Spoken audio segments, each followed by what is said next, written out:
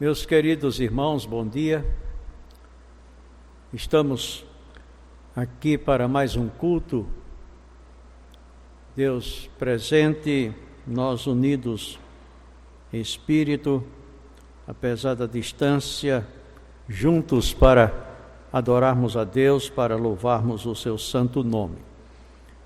É, portanto, com muita alegria que nós prestamos a Deus, juntamente com os irmãos, mais um culto. E para início deste culto nós faremos a leitura de um texto da Epístola de Paulo aos Romanos, capítulo 8, versículos 31 a 39. Epístola do apóstolo Paulo aos Romanos, capítulo 8, versículos 31 a 39. Que diremos, pois, a estas coisas? Se Deus é por nós, quem será contra nós? Aquele que nem mesmo a seu próprio Filho poupou, antes o entregou por todos nós, como nos não dará também com ele todas as coisas? Quem intentará acusação contra os escolhidos de Deus? É Deus quem os justifica. Quem os condenará? Pois é Cristo quem morreu, ou antes quem ressuscitou dentre os mortos, o qual está à direita de Deus e também intercede por nós. Quem nos separará do amor de Cristo? A tribulação, ou a angústia, ou a perseguição, ou a fome, ou a nudez, ou o perigo, ou a espada? Como está escrito, por amor de ti somos entregues à morte todo dia, fomos reputados como ovelhas para o matadouro. Mas em todas estas coisas somos mais do que vencedores por aquele que nos amou. Porque estou certo de que nem a morte, nem a vida, nem os anjos, nem os principados, nem as potestades, nem o presente, nem o porvir, nem a altura, nem a profundidade, nem alguma outra criatura nos poderá separar do amor de Deus, que está em Cristo Jesus, nosso Senhor. Agora vamos orar. Senhor nosso Deus e Pai, recebe a nossa gratidão pelo teu grande amor dispensado a nós pecadores. Um amor tão grande que, para nos salvar, nos deste Jesus Cristo, teu Filho, para que morresse em uma cruz, satisfazendo ali a tua justiça, sofrendo as penalidades que nós merecíamos, morrendo a nossa morte para que nós pudéssemos receber de ti vida e vida eterna. Nós estamos neste momento na tua presença, pois, para te rendermos louvores por uma tão grande e bendita salvação. Senhor, neste momento nós também colocamos diante de ti todas as nossas necessidades, certos de que o Senhor, por bondade e graça, nos atende. Portanto, Senhor, nós te pedimos, dá-nos corações tranquilos, em paz, por entendermos que em Cristo Jesus, o teu Filho, estamos seguros quanto à vida além, e guardados também quanto à vida presente, pois está escrito na tua palavra que nada poderá nos separar do teu amor, que está em Cristo Jesus, o teu Filho.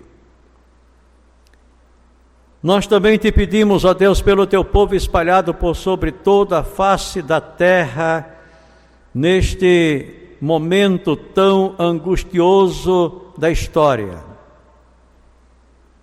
em que a vida aqui se mostra tão incerta, tão insegura, que nós sejamos guardados por teu amor. E, ó Senhor, estende a tua mão de poder e de graça, repreende a doença que está aí e traz momentos de refrigério para todo o teu povo e para toda a terra. E que nós, ó Deus, aprendamos a sermos agradecidos e a dependermos de Ti, jamais confiando no braço da carne, pois a carne é fraca, mas confiando no Teu braço forte, no Teu poder maravilhoso, para que assim vivamos tranquilamente na terra. Senhor, que este momento também seja um momento de testemunho, de pregação. Nós te louvamos porque a tua palavra está sendo espalhada por sobre toda a terra. Faz convertidos, ó Deus, para Cristo teu Filho. Salva vidas e muitas vidas nesses momentos de tanta dor e de tanta aflição, que muitos encontrem a vida que é em Cristo Jesus, o teu Filho.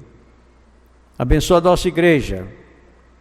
Continua abençoando cada membro desta igreja. Orienta-nos. Que esta igreja viva para o louvor da tua glória, pois é em nome de Cristo que nós fazemos esta oração. Amém. Neste momento nós ouviremos o conjunto Renascer, que louvará a Deus com um dos seus hinos.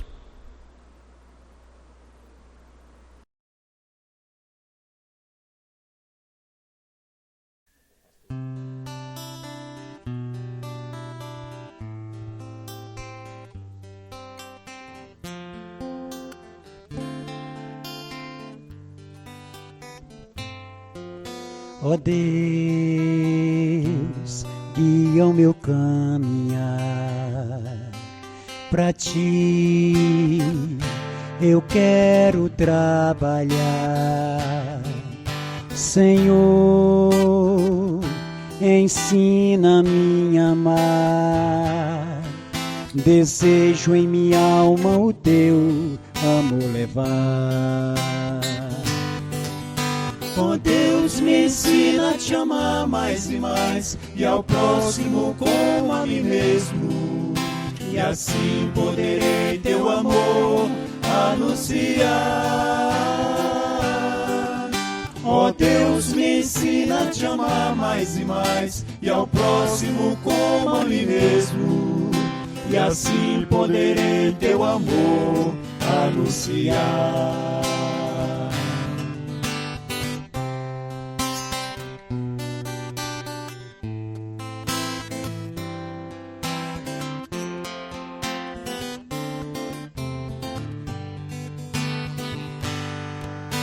Ó Deus, guia meu caminhar, pra Ti eu quero trabalhar. Senhor, ensina-me a amar, desejo em minha alma o Teu amor levar. Ó Deus, me ensina a Te amar mais e mais, e ao próximo como a mim mesmo, e assim poderei Teu amor anunciar. Ó Ó Deus, me ensina a te amar mais e mais, e ao próximo como a mim mesmo, e assim poderei teu amor anunciar. Ó Deus, me ensina a te amar mais e mais, e ao próximo como a mim mesmo, e assim poderei teu amor anunciar. Ó Deus, me ensina a te amar mais e mais, e ao próximo como a mim mesmo, e assim poderei teu amor anunciar. E assim poderei teu amor anunciar. E assim poderei teu amor anunciar.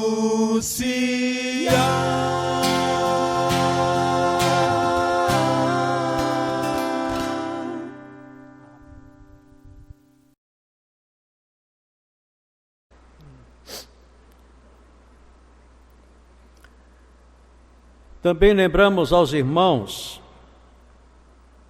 que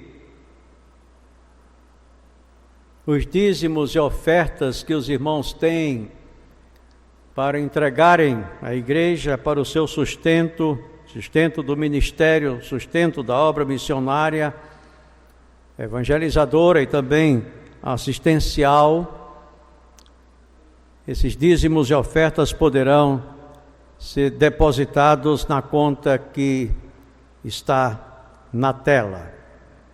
Os irmãos fiquem à vontade quanto a isso. Neste momento também queremos agradecer aos irmãos que têm nos ajudado nesses cultos, possibilitando chegarmos à casa de cada membro da igreja e até de pessoas de outras localidades. Aos irmãos que gravam, aos irmãos que cantam, enfim, aos irmãos que nos ajudam na elaboração desses cultos. Queremos também agradecer aos irmãos que estão atendendo as famílias carentes, não apenas da igreja, mas também do nosso bairro, com cestas de alimento. Esperamos que continuem fazendo isso para que os nossos irmãos, as nossas famílias necessitadas tenham alimento, tenham sustento, como também pessoas da vizinhança da igreja. Que Deus a todos abençoe e continuem sendo generosos. Bem, irmãos, nós faremos a nossa reflexão. Eu peço aos irmãos que em casa abram a Bíblia no Evangelho de Mateus. Evangelho de Mateus, capítulo 6.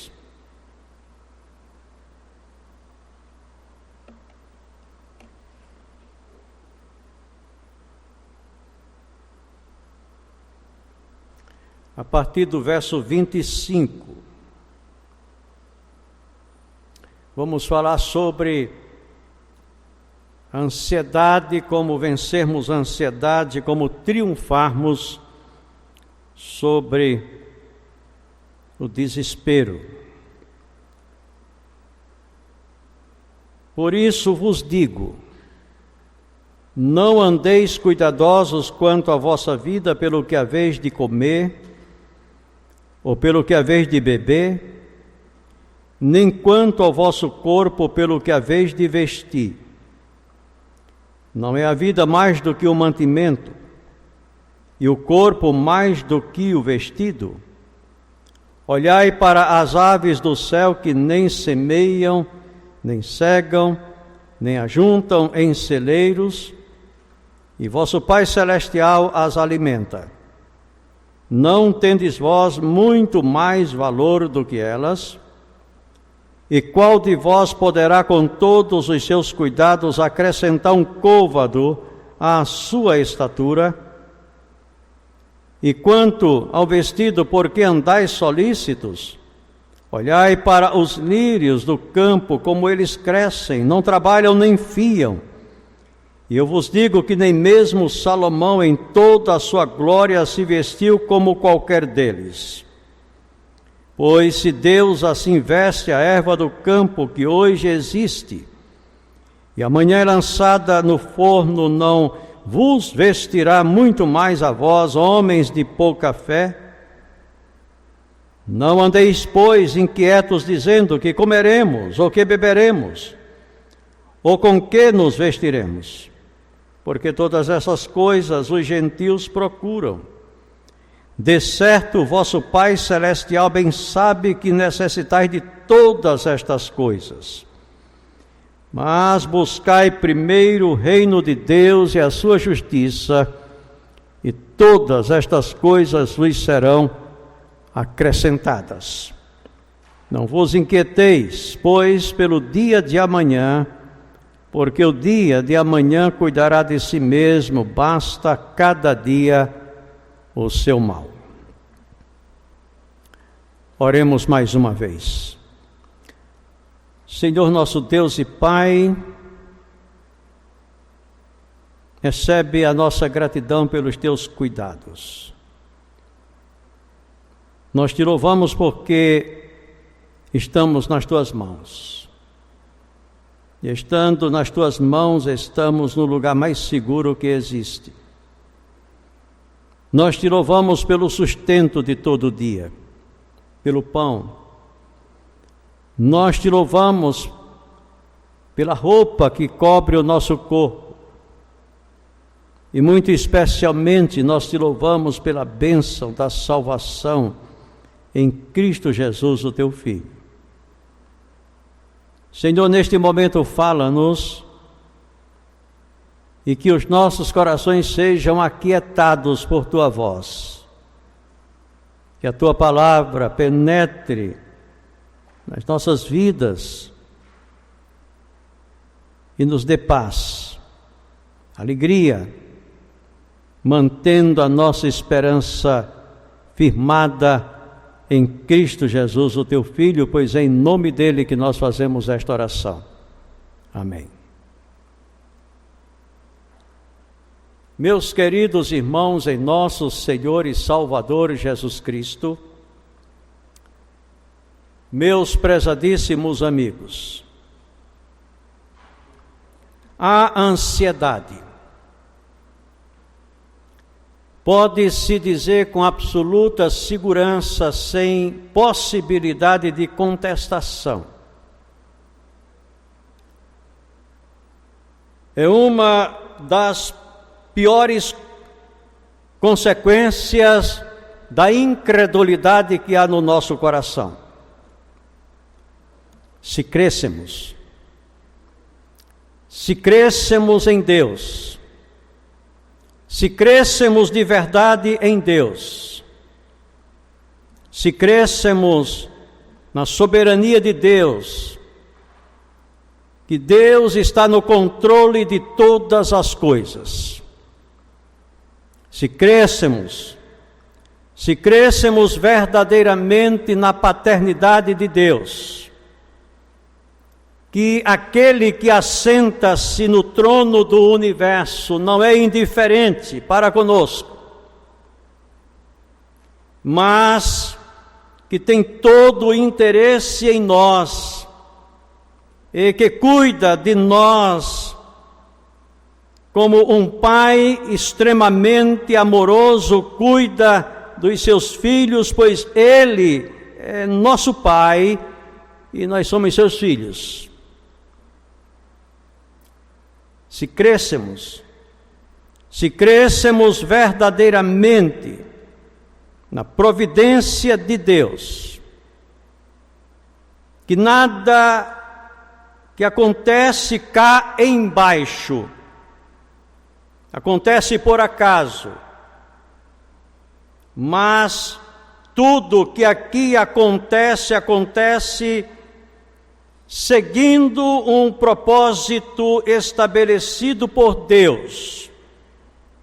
e que quando ele terminar o seu trabalho, nós veremos o quão maravilhosamente Deus trabalha e quão maravilhosamente Deus faz as coisas.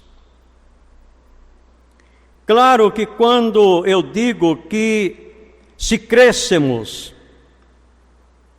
nós não seríamos ansiosos, que a ansiedade não tem lugar no coração daquele que crê. Eu estou falando daquela ansiedade que sufoca, daquela ansiedade que aperta o peito, daquela ansiedade que nos oprime e que nos deprime. Eu estou me referindo àquela ansiedade que rouba-nos a alegria da vida. Eu estou falando daquela ansiedade que deslustra a nossa esperança, como se lançasse sobre o nosso futuro um manto de escuridão espessa.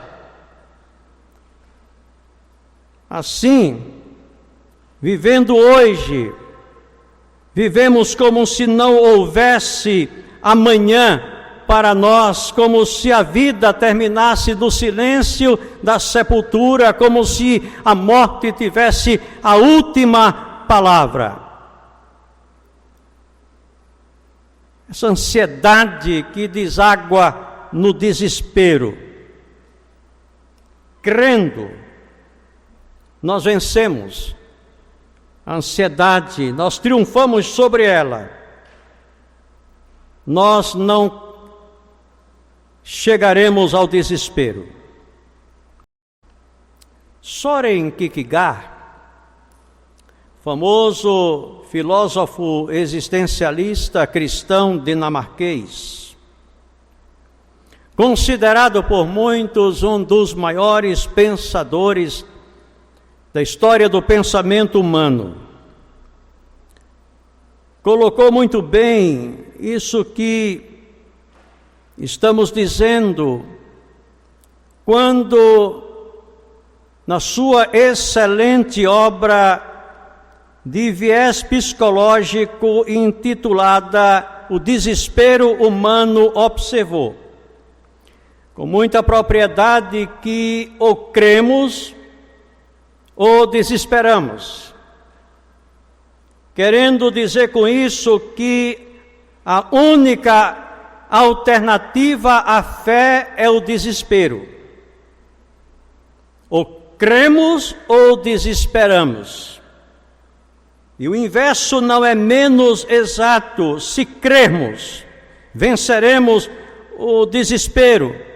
Ou seja, a única alternativa ao desespero é a fé.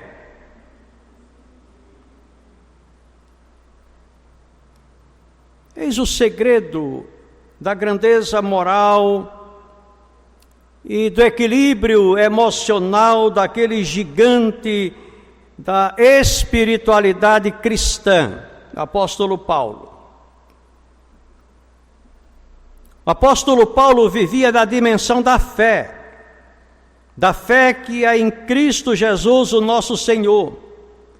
Pela fé ele havia vencido a si mesmo. O apóstolo Paulo, pela fé, descentraliza a vida do eu e centraliza a vida no Senhor Jesus. Não ele mais Paulo, mas Cristo Jesus, o seu Senhor. É isso que ele deixa claro quando, na epístola que escreveu aos Gálatas, no capítulo 2, versículo 20, divinamente inspirado, afirmou: já estou crucificado com Cristo.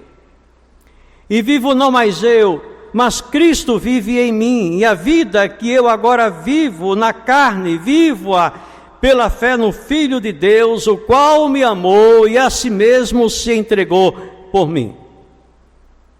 Não mais Paulo, mas Cristo. Não mais os interesses de Paulo, os interesses de Cristo. Não mais a vontade de Paulo, a vontade de Cristo. Cristo, portanto, era absolutamente central àquele homem. Eis a razão da sua grandeza moral, do seu equilíbrio emocional, da sua tão grande estatura espiritual.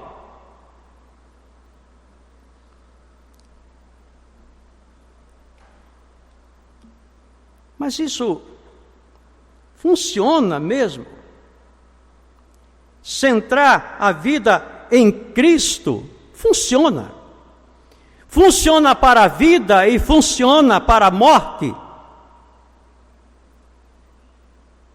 Bem, deixemos que Paulo nos responda a essa indagação, dizendo-nos como foi o final da sua vida. Como todos sabem, por informação bíblica, o grande pregador da cruz de Cristo achava-se em uma prisão em Roma. Ele havia sido sentenciado à morte. Nero o havia condenado. E ele encontrava-se na sua cela, úmida, escura e fria, esperando a chegada dos soldados que o levariam ao carrasco para ter a sua cabeça decepada.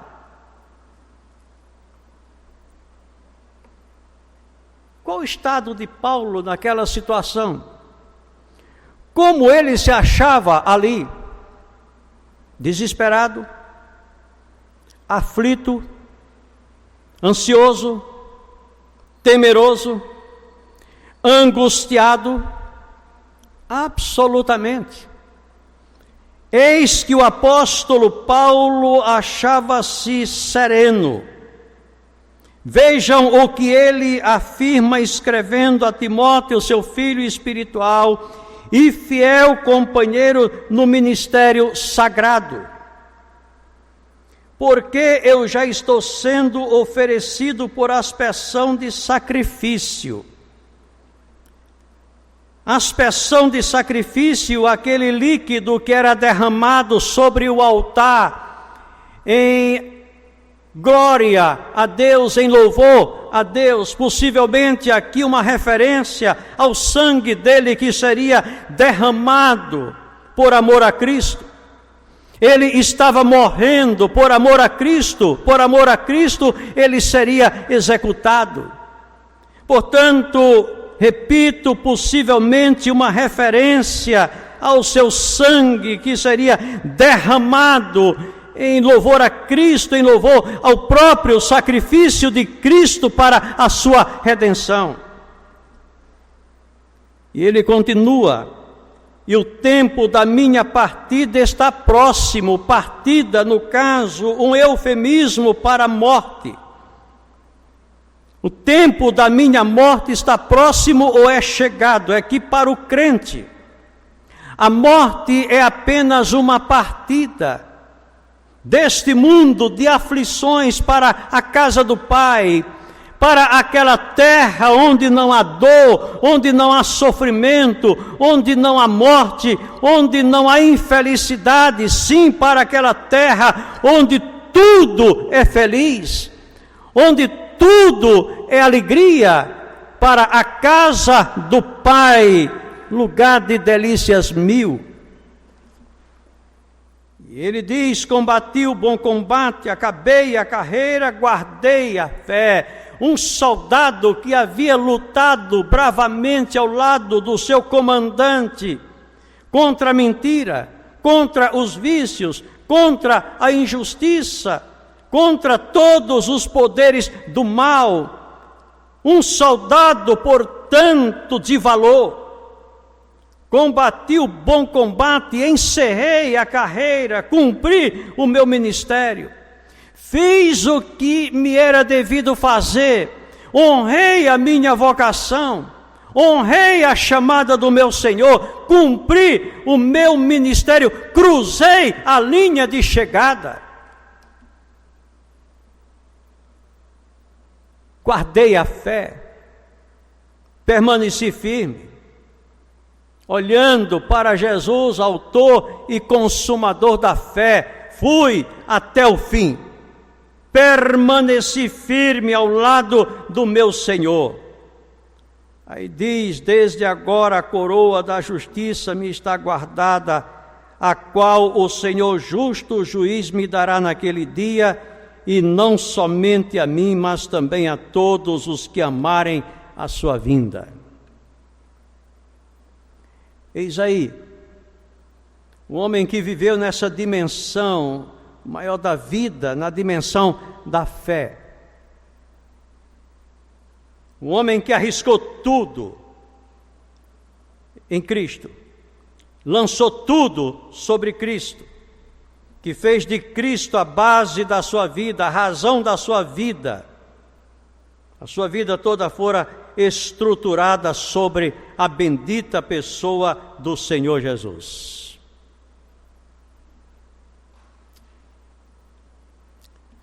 A fé faz isso. A fé nos arranca de dentro de nós mesmos.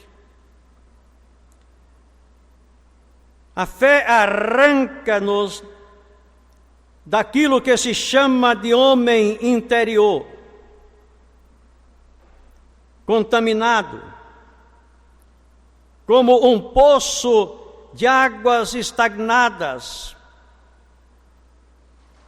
um poço eivado de todo tipo de bactéria ou todo tipo de coisa ruim, que é o coração do homem irregenerado, como uma pocilga, como uma alcatroa, como um antro de podridão.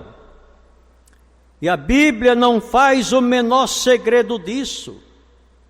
Isaías, por exemplo, diz do coração humano, do coração do homem não regenerado, que é como um bravio, que lança de si todo tipo de sujidade. E Cristo afirmou que não é o que entra pela boca do homem o que contamina o homem, mas é aquilo que sai pela boca do homem o que contamina o homem, porque procede do seu coração. Pois pela fé nos lançamos fora de nós mesmos, desse poço de águas estagnadas, fétidas, apodrecidas, e nos lançamos no mar do mistério da Trindade, nesse mar infindo do mistério da Trindade, e lavados nessas águas santas e santificadoras, e adoramos aquele que era e que há de vir, o Deus Trino, Pai, Filho e Espírito Santo. E a maneira em que adoramos, Deus se revela a nós e nos enche de si mesmo e nos chama para dentro da eterna comunhão de amor. E é na eterna comunhão de amor e somos envolvidos em eflúvios de ternura.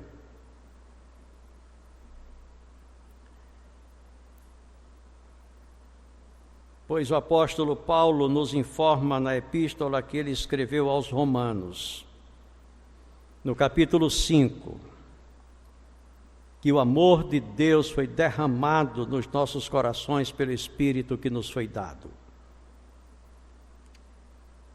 A mesma comunhão do Pai com o Filho, do Filho com o Pai. É a comunhão que nós temos com a Santíssima Trindade, pois somos chamados para dentro dessa comunhão maravilhosa do amor eterno do amor do Pai pelo Filho, do Filho pelo Pai, sendo o Espírito Santo a eterna substância desse amor, e foi derramado nos nossos corações ao ser nos dado o Espírito de Deus.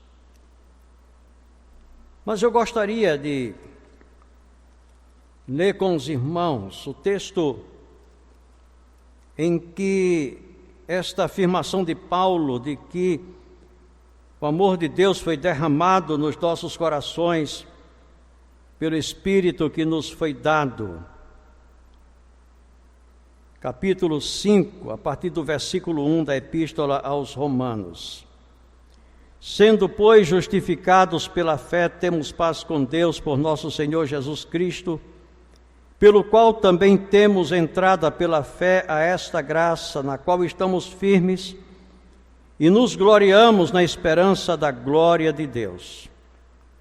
Sendo, pois, justificados pela fé, temos paz com Deus por nosso Senhor Jesus Cristo, pelo qual também temos entrada pela fé a esta graça, na qual estamos firmes e nos gloriamos na esperança da glória de Deus.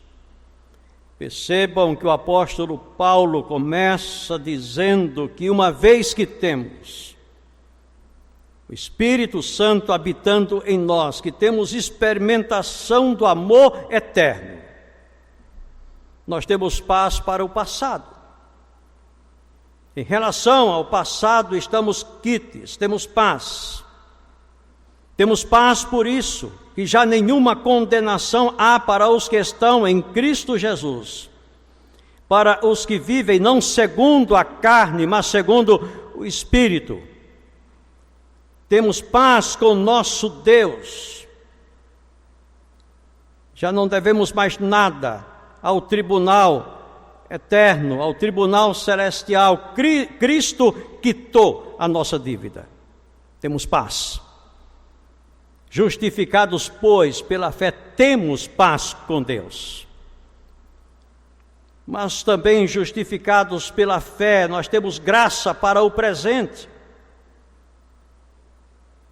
É a graça que nos conduz, é a graça que nos dirige, é a graça que nos sustenta, é a graça que nos alimenta, é a graça que está conosco. Temos graça para o presente e temos glória assegurada para o futuro. Quando tudo terminar aqui, entraremos naquele mundo de glória, onde para sempre estaremos na presença do nosso Deus. E ele continua. E não somente isto, mas também nos gloriamos nas tribulações, sabendo que a tribulação produz a paciência, e a paciência a experiência, e a experiência a esperança. E a esperança não traz confusão, porquanto o amor de Deus está derramado em nossos corações pelo Espírito Santo que nos foi dado. Porque Cristo, estando nós ainda fracos, morreu a seu tempo pelos ímpios. Porque apenas alguém morrerá por um justo, pois poderá ser que pelo bom alguém ouse morrer. Mas Deus prova o seu amor para conosco em que Cristo morreu por nós, sendo nós ainda pecadores. Logo, muito mais agora, sendo justificados pelo seu sangue, seremos por ele salvos da ira. Porque se nós, sendo inimigos, fomos reconciliados com Deus pela morte de seu Filho, muito mais estando já reconciliados, seremos salvos pela sua vida. E não somente isto, mas também nos gloriamos em Deus, por nosso Senhor Jesus Cristo, pelo qual agora alcançamos a reconciliação. Isto posto, como introdução à matéria do nosso sermão desta hora, voltemos agora ao nosso texto inicial. Mateus capítulo 6, versículos 25 a 34. Por isso vos digo, Não andeis ansiosos quanto à vossa vida pelo que haveis de comer, ou pelo que haveis de beber, nem quanto ao vosso corpo pelo que haveis de vestir. Não é a vida mais do que o mantimento e o corpo mais do que o vestido? Olhai para as aves do céu, que nem semeiam, nem cegam, nem ajuntam em celeiros, e vosso Pai Celestial as alimenta. Não tendes vós muito mais valor do que elas? E qual de vós poderá, com todos os seus cuidados, acrescentar um côvado à sua estatura? E quanto ao vestido, por que andais solícitos? Olhai para os lírios do campo, como eles crescem. Não trabalham, nem fiam. E eu vos digo que nem mesmo Salomão, em toda a sua glória, se vestiu como qualquer deles. Pois se Deus assim veste a erva do campo, que hoje existe e amanhã é lançada no forno, não vos vestirá muito mais a vós, homens de pouca fé? Não andeis, pois, inquietos, dizendo que comeremos, ou que beberemos, ou com que nos vestiremos. Porque todas estas coisas os gentios procuram. De certo, o vosso Pai Celestial bem sabe que necessitais de todas estas coisas. Mas buscai primeiro o reino de Deus e a sua justiça, e todas estas coisas vos serão acrescentadas. Não vos inquieteis, pois pelo dia de amanhã, porque o dia de amanhã cuidará de si mesmo, basta a cada dia o seu mal.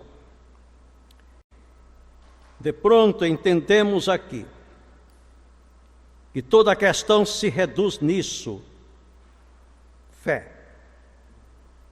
Fé. A que se deve toda a nossa inquietação? Falta de fé. A que se deve toda a nossa preocupação? Falta de crermos em Deus. Homens de pouca fé. Toda inquietação está nisso.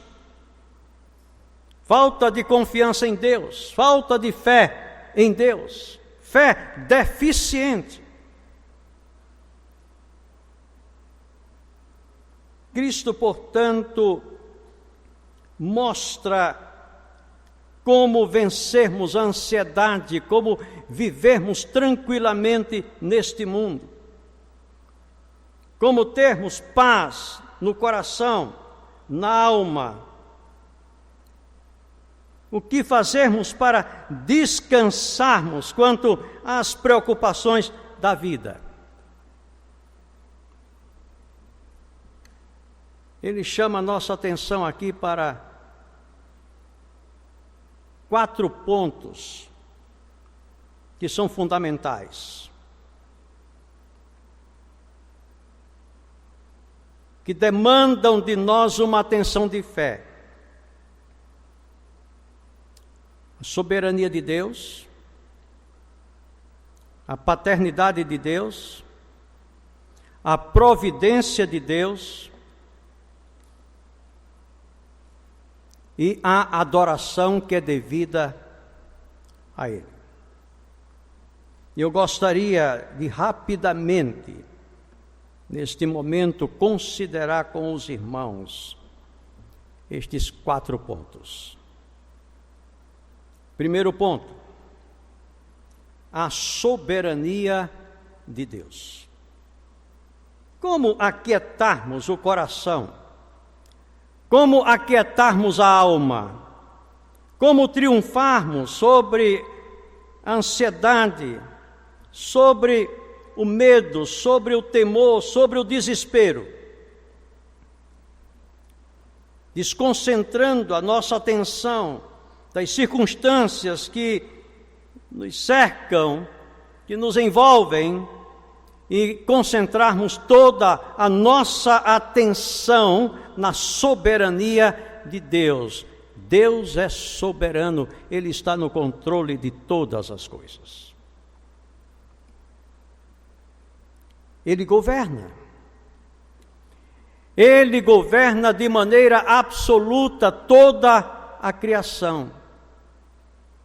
Não há nada na criação que não esteja sob o governo de Deus, que não se encontre na palma da sua mão.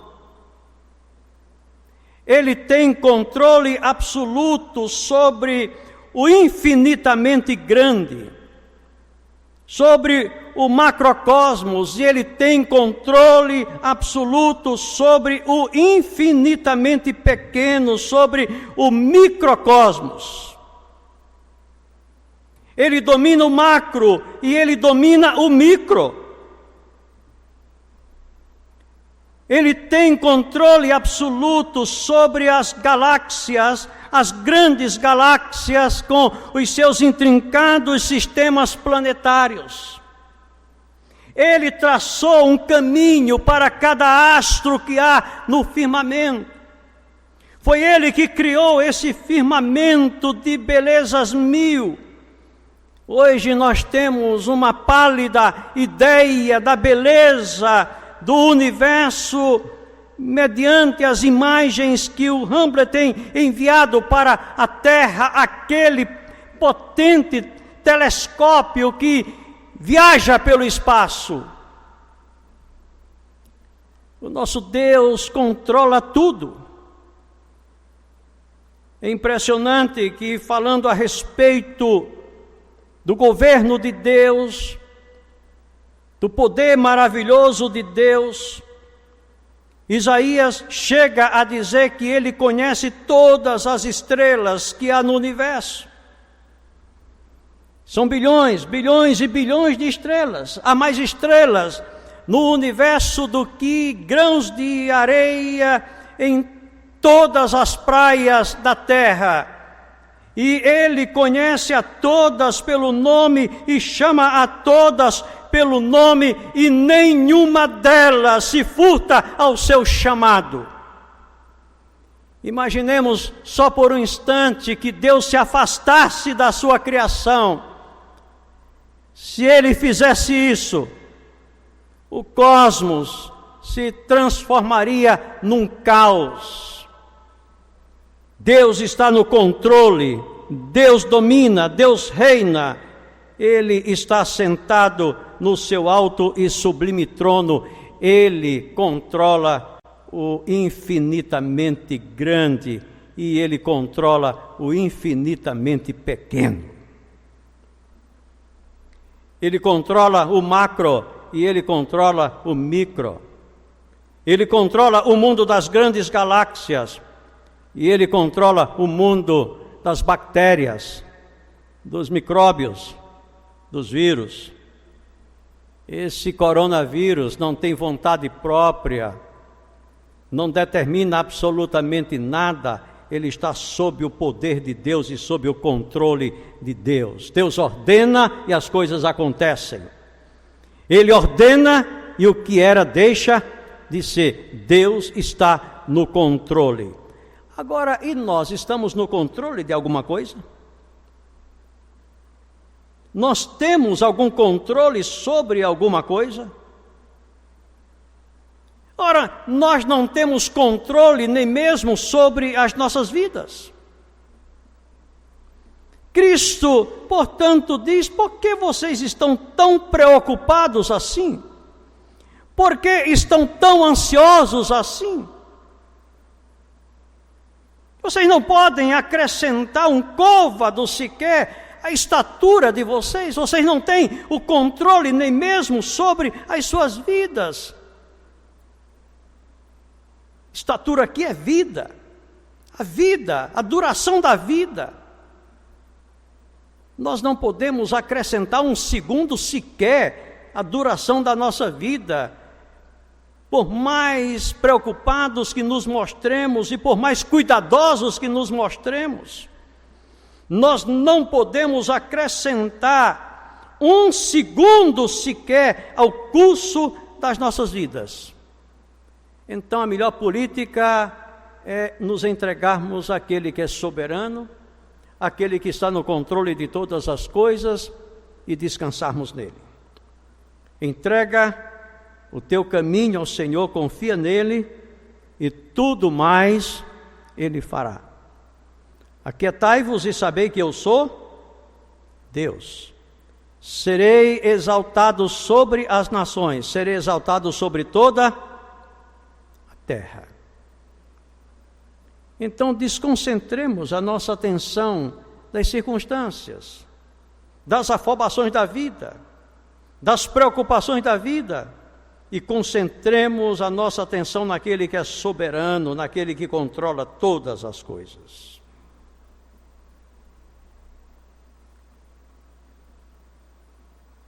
Segundo ponto é que para vencermos a ansiedade, os cuidados da vida, as inquietações da vida, temos que desconcentrar a nossa atenção dessas coisas e concentrarmos a nossa atenção na paternidade de Deus, aquele que está sentado no trono do universo, nos aparentou dele, nos fez seus filhos. É maravilhoso esse jogo de palavras que Cristo usa no nosso texto.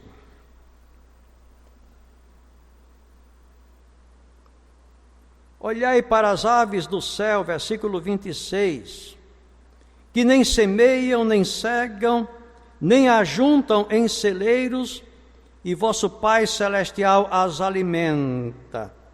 Não tendes vós muito mais valor do que elas? Há um jogo de palavras aqui. Cristo alimenta as aves dos céus. E Ele veste também os lírios do vale. É Ele que dá mimo aos lírios do vale. E é Ele que alimenta as aves dos céus. Agora, Ele alimenta as aves dos céus e Ele veste os lírios do vale pelo fato dele ser pai das aves e ser pai dos lírios? Não. Ele alimenta as aves e ele veste os lírios por ser o criador dessas coisas. Ele é o criador das aves e ele é o criador dos lírios. No entanto, ele de nós é mais do que o nosso criador. Cristo diz que ele é o nosso Pai. O que Cristo está dizendo é que se Deus como criador cuida da sua criação, Ele cuida muito mais dos seus filhos. Somos filhos de Deus e estamos sob os cuidados do nosso Pai. Ele cuida da nossa alimentação, Ele cuida da nossa vida, Ele cuida de nós.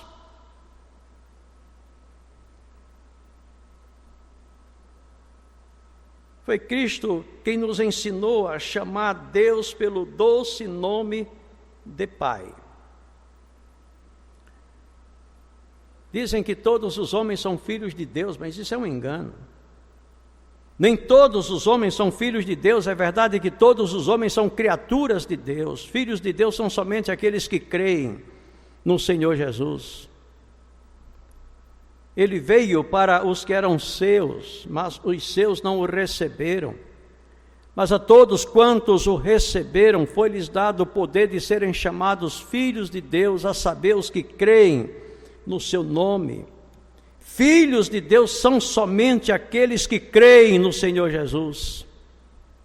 Portanto, em Cristo, Deus nos aparentou dele. Há uma relação de parentesco entre nós e Deus, como de filhos para pai. Nós, seus filhos, Ele, o nosso Pai. Há uma passagem notável na epístola de Paulo aos Romanos, quando o apóstolo Paulo diz que todas as coisas cooperam juntamente para o bem daqueles que amam a Deus, daqueles que são chamados segundo os seus decretos, porque todas essas coisas nos levam a nos tornarmos parecidos com o Senhor Jesus, para que Ele seja o primogênito entre muitos irmãos.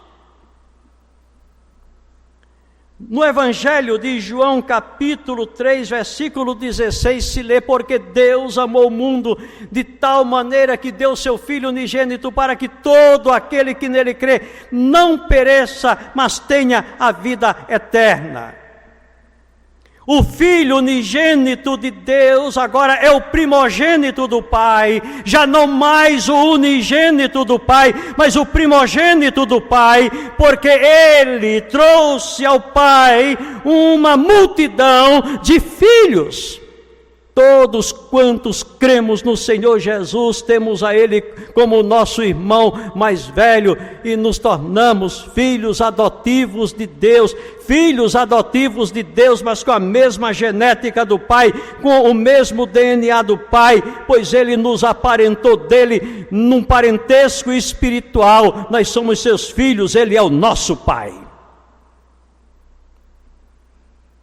E Ele não deixará um só dos seus filhos a padecer sem os cuidados dele.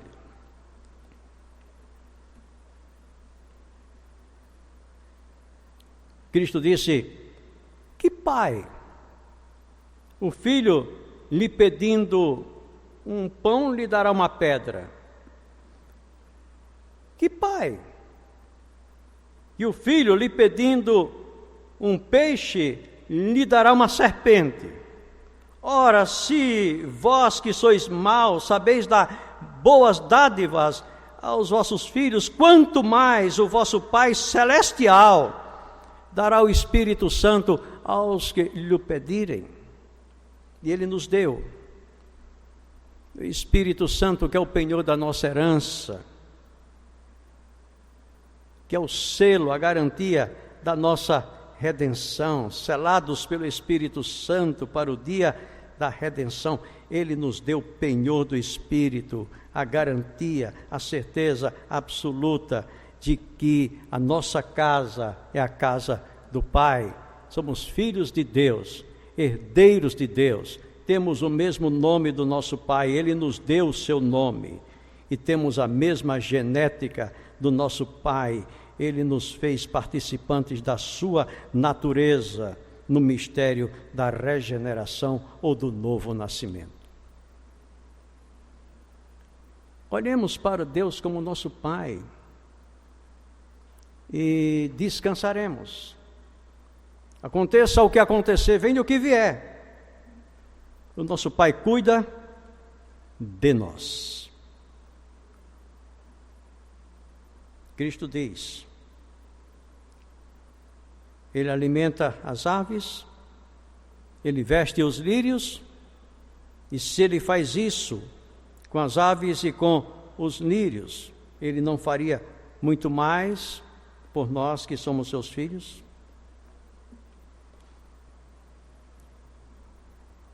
Um terceiro ponto que eu gostaria de considerar com os irmãos.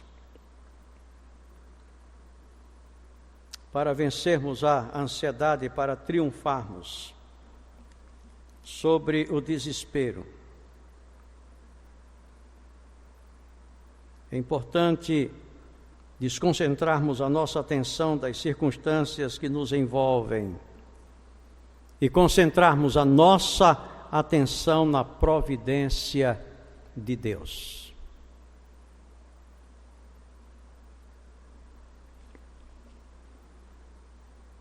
Vejam,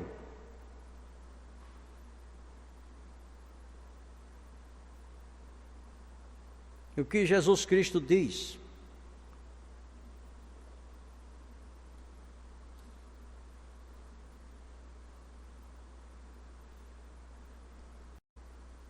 Deus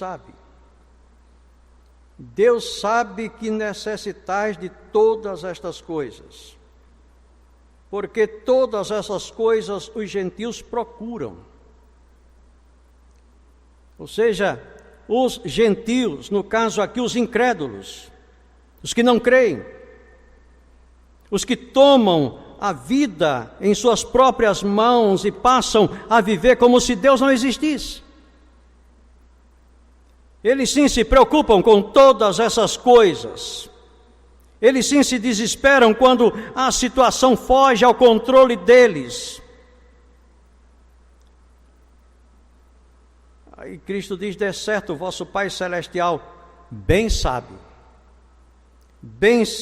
que necessitais de todas estas coisas, mas buscai primeiro o reino de Deus e a sua justiça, e todas estas coisas vos serão acrescentadas. Deus sabe. Deus sabe e Deus provê.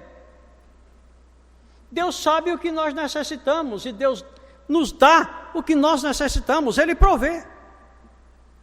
Ele provê para nós. Ele nos assiste nas nossas necessidades. Ele sabe.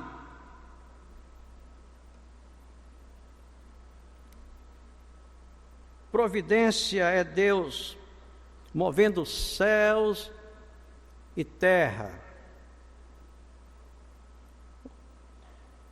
homens e coisas, conduzindo a criação ao fim para o qual Ele destinou todas as coisas.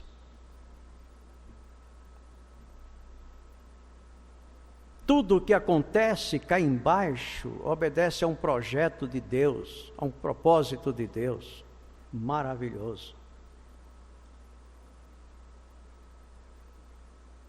Alguém disse que Deus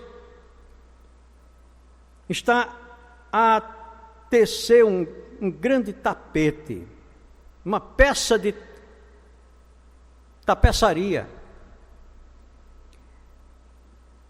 Nós não compreendemos ainda, não entendemos ainda devido à nossa finitude, às nossas limitações. Parece que tudo vai errado.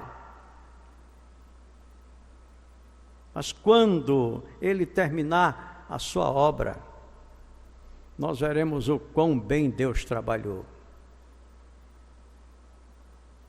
Quando a sua glória resplandecer diante de nós, nós veremos o quanto nosso Deus é grande.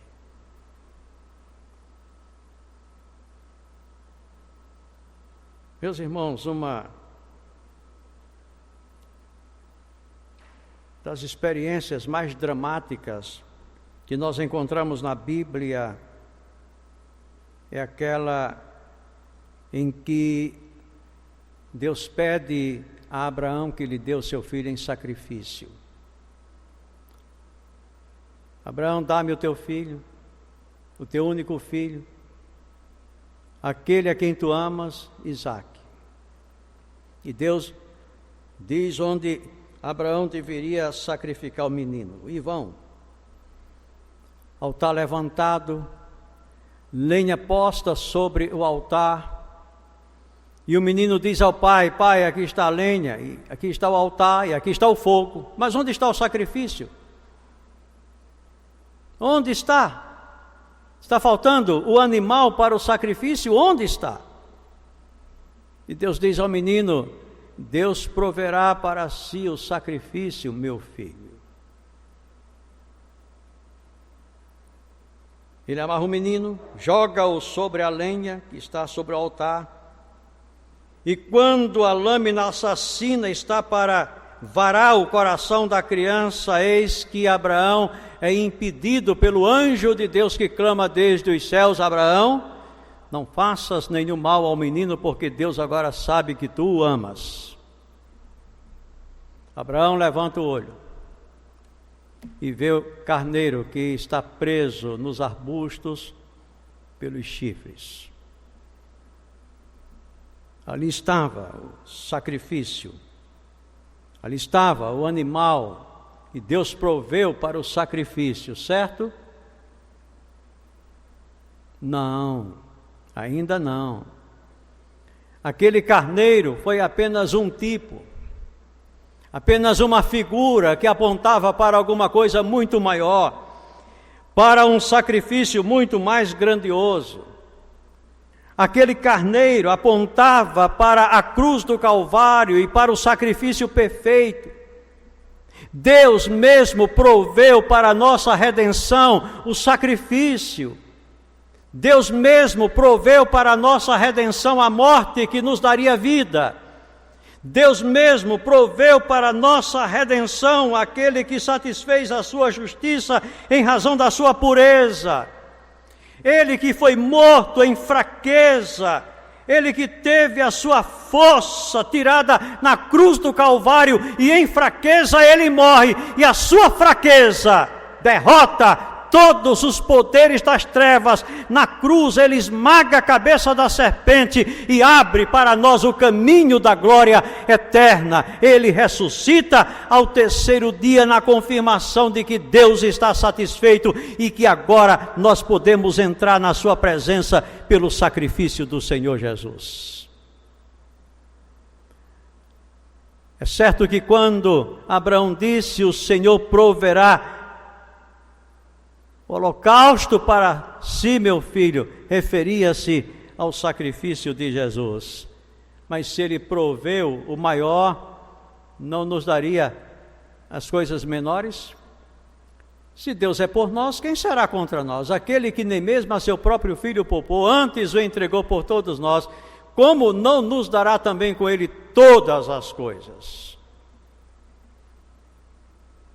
É interessante que no texto que nós lemos, o argumento de Cristo é a fortiori, parte do menor para o maior. A vida é mais importante do que o alimento. O corpo é mais importante do que o vestuário. O homem é mais importante do que as aves e do que os lírios. Portanto, se Deus sustenta as aves e se Deus veste os lírios, que são menos importantes do que o homem, como Ele não cuidaria de nós que somos seus filhos?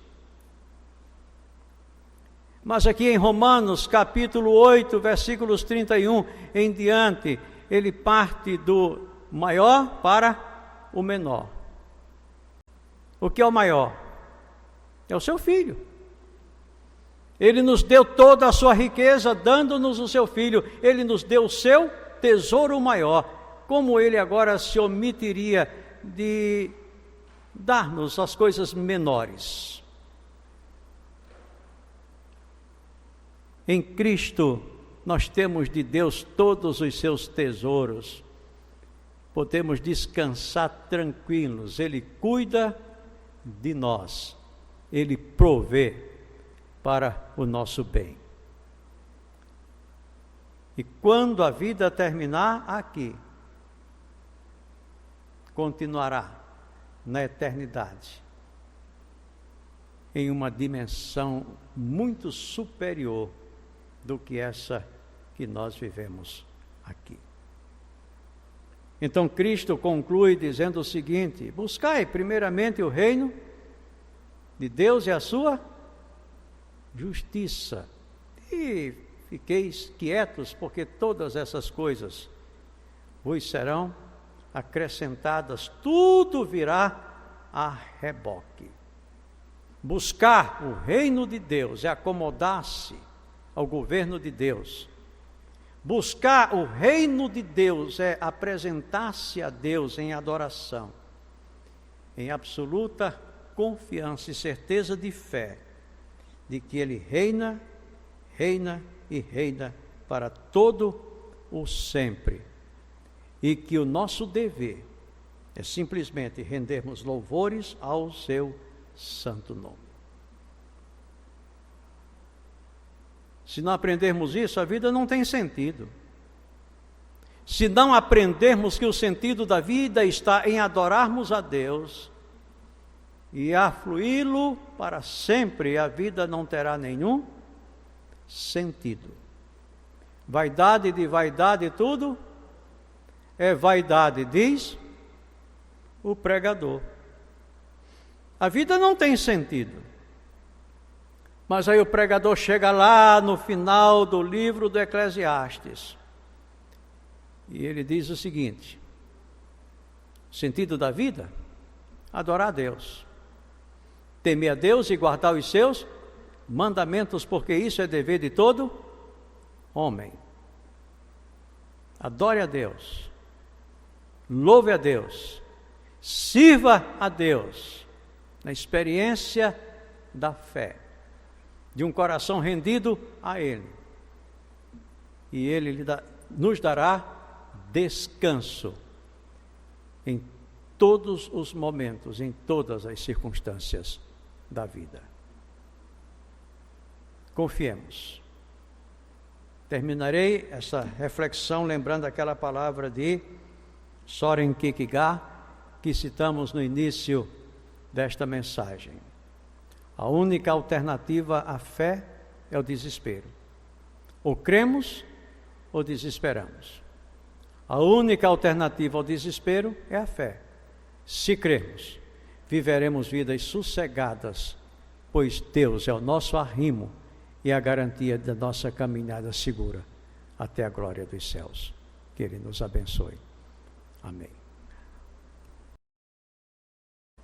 Irmãos, vamos ouvir agora o grupo Renascer, que louvará a Deus com mais um cântico de louvor.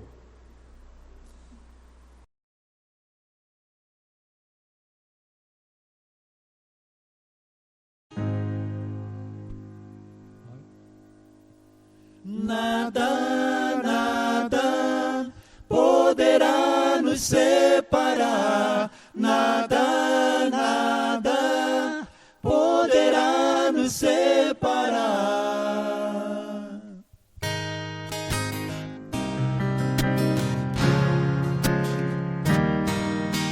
Quem nos separará do amor de Cristo? Será tribulação, angústia ou perseguição, fome ou nudez, perigo ou espada.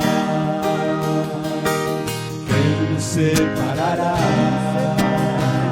do amor de Cristo? Será tribulação, angústia ou perseguição, fome ou nudez, perigo ou espada. Porque eu estou bem certo de que nem morte, nem vida, nem anjos, nem principados, nem coisas do presente, nem do porvir, nem poderes, nem alturas, nem profundidade, nem qualquer outra criatura poderá nos separar do amor de Deus que está em Jesus Cristo, nosso Senhor, que está em Jesus Cristo. Nada, nada poderá nos separar. Nada, nada poderá nos separar do amor de Deus que está em Jesus Cristo, nosso Senhor.